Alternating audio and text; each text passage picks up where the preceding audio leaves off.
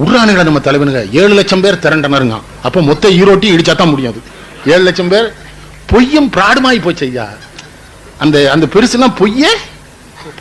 மகாத்மா காந்தி பம்பாய்க்கு வர்றாரு. இப்போ ஒரு வழக்கறிஞர் ஒரு இளைஞன் சண்டை போட்டே இருந்திருக்கான் விழா நடத்துறவங்க கிட்ட.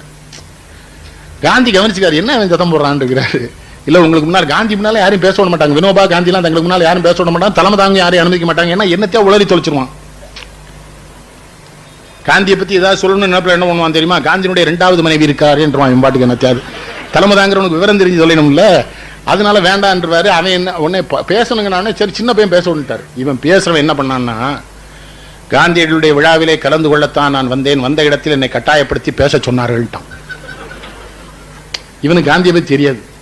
காந்தி ஆரம்பிக்கும் போதே சொன்னார், இந்த நாட்டில் படித்த இளைஞரெல்லாம் போராட்டத்துக்கு ஒண்ணுங்கிற ஆர்வத்தில் அந்த பையனை பேச விட்டேன், கெஞ்சி கூத்தாடினான்னு பேச விட்டேன். இப்படி பச்சை பொய்யா சொல்றாரு, நான் படிச்சவங்களை நம்பி எப்படி போராட்டம் நடத்தேன்னு கேட்டேன்.